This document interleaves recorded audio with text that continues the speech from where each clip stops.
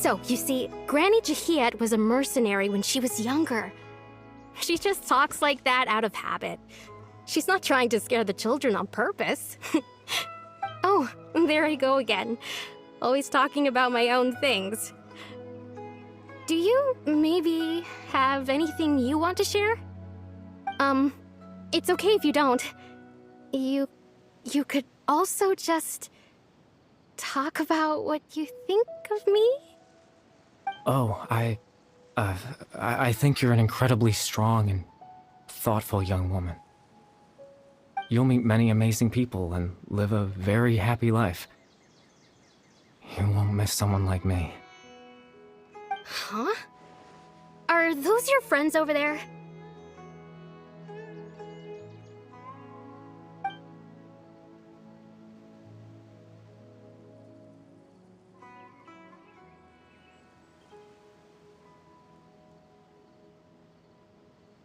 Oh, right! This version of Atosa hasn't met us yet! Friends? I guess you could say that.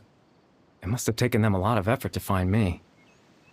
So, I should see what they need. I'm sorry, Atosa. We'll have to continue this conversation another time. Another time, huh? Yeah, okay.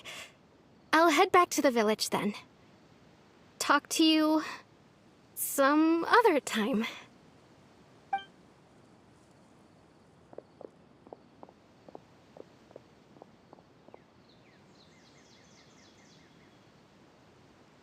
It's nice to see you, Traveler.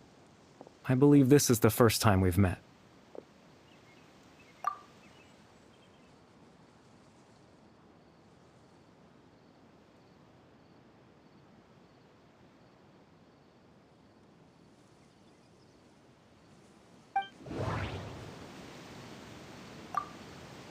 The founder of the Abyss Order.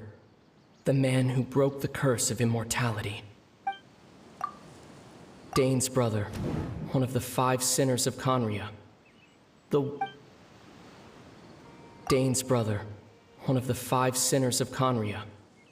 The one who stole the power of the Abyss. Born into abject sorrow, he shall now become the loom of fate. No, that doesn't seem right. I need to think about this some more. No, that doesn't seem right. I need to think about this some more.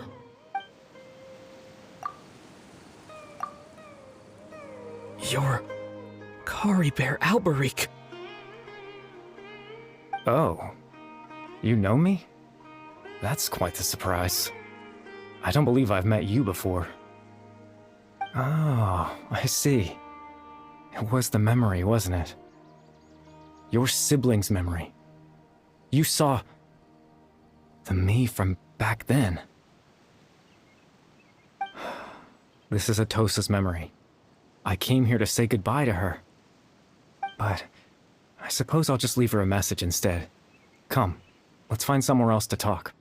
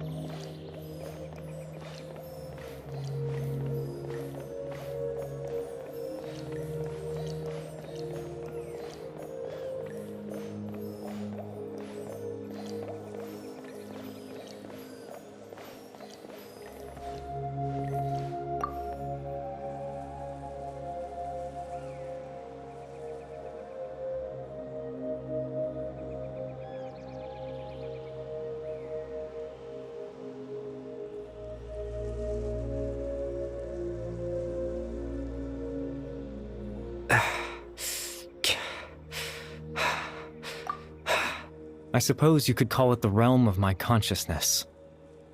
I'm someone who no longer exists in the real world after all, as you well know. It's nothing. I still have enough strength to play the part of a good host. I've always hoped that I'd get the chance to talk to you like this, and now, the time has finally arrived.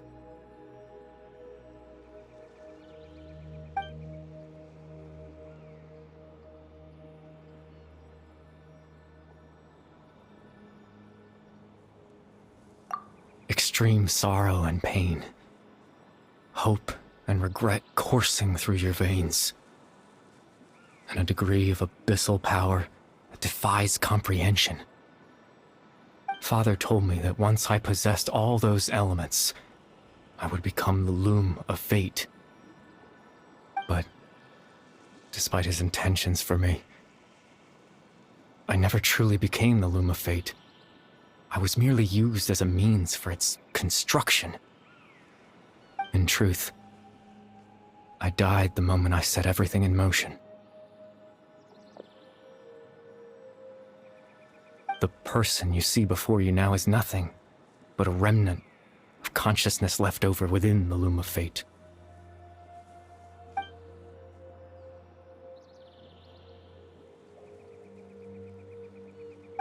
As for your question, the loom of fate is a device capable of weaving ley lines. In its primitive form, it can only be used to create and implant memories. But, as more of it is completed, its power becomes stronger and stronger, until finally, it has the power to weave real ley lines of its own. Once fully completed, the moment it gains the power to weave ley lines, it loses the lower-level ability to influence memories. But it also becomes a tool that can change the entire world. Yes, I have the ability to control the loom in its semi-completed form. I suppose you can think of it as a form of compensation. After all, its existence cost me my life.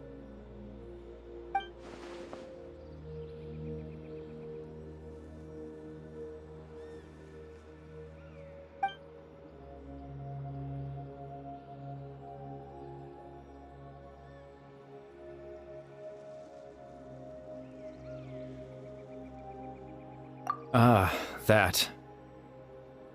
I was wrong to implant those memories. I'm sorry I caused so much trouble.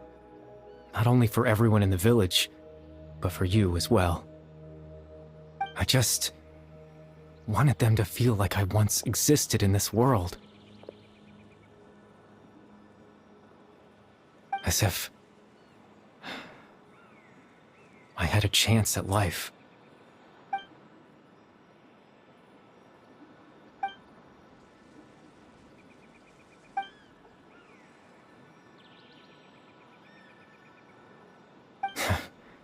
I know what you must be thinking. Why would I do something so meaningless? But I just couldn't accept it. I had to know what it would be like if I had my own life. What kind of person I would be. What other people would think of me. Chief Ahmadiyya, Baram, Granny Jahiyat, Atosa.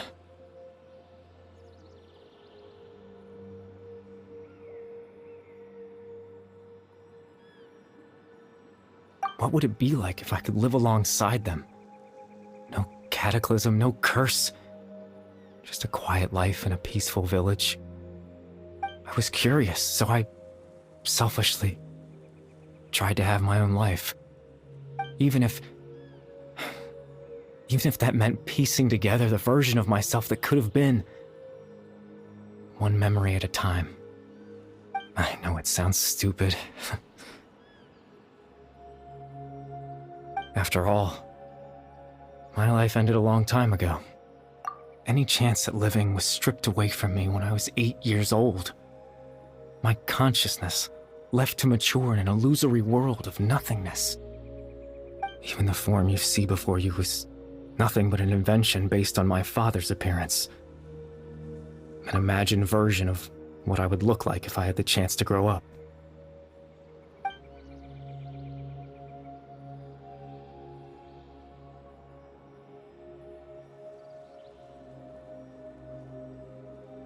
I know.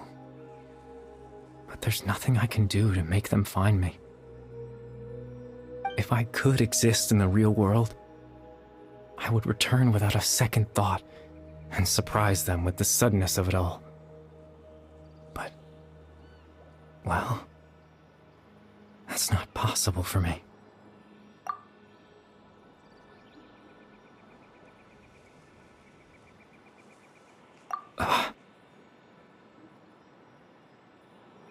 I know.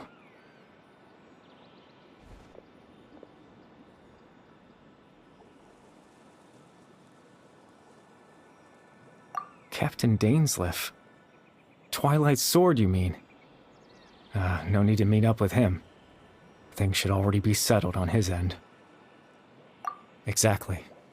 As someone who could only exist in people's memories, the fact that I'm able to talk to you in my consciousness like this can only mean one thing.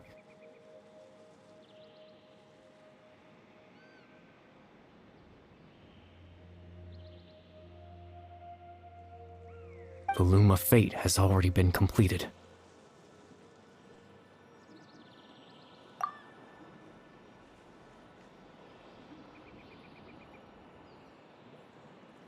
No need to worry about Captain Dainsleif. He's absolutely fine. The only reason he lost the eye was because I happened to guess exactly what he was planning. Captain Dainsleif has had the eye inside his body this whole time, hasn't he? His plan was to lure the Abyss Order to a false location, capitalizing on their pursuit of the eye in order to have the chance to confront the princess. He would then hand the eye to you and tell you to take it away from that location. That way, Captain Dainsleif could accomplish his own goal and ensure the safety of the eye all at once. A very thorough plan. That's right, because in his mind, he had given it to you already.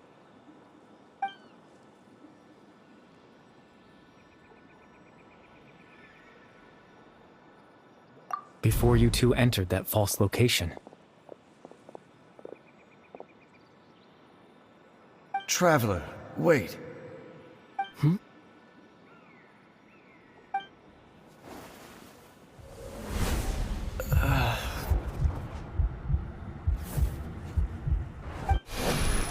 We've no time to lose. Let's head inside.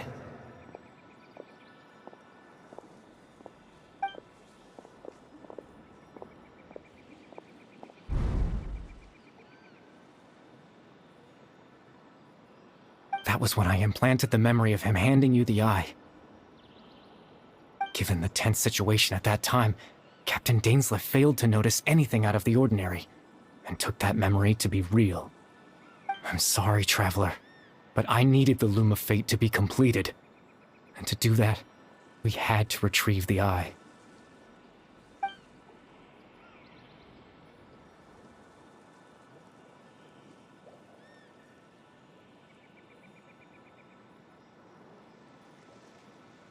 I promise I'm not trying to conceal anything from you, but I truly have no idea what the princess is planning. Tevat's ley line system is deeply entrenched in the planet. Creating new ley lines can neither replace nor extend the ones that already exist. In the face of everything they could be planning, I fear I'm too insignificant to even get a glimpse of the bigger picture. In any case, I had my own use for the Loom of Fate, and my goal, at least, has been achieved. You remember my father, don't you? Clotar Alberic. I believe you saw him in your sibling's memory. After he used the power of the Abyss to restore consciousness to my hilichurl form, I suffered from an indescribable level of mental anguish.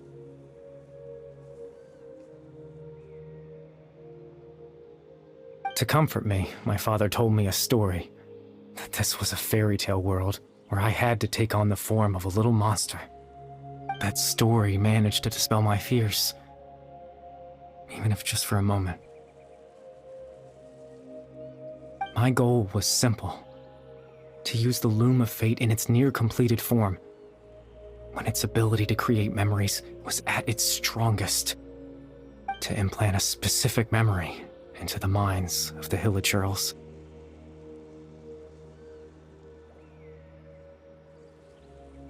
In that memory, I would tell them a story, just like my father did for me. It was a story of fairy tales and love. But more than anything, it was the story of us.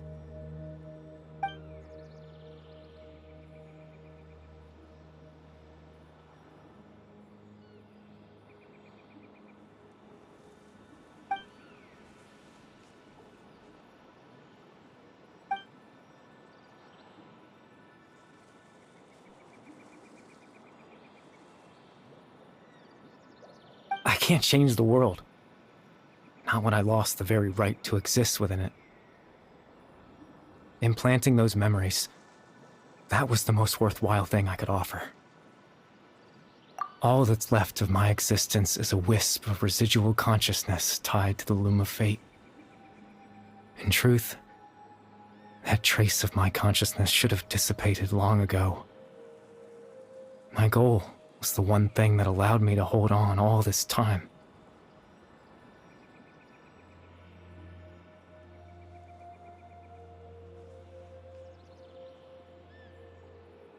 But now, the bedtime story is finished, and it's finally time to rest.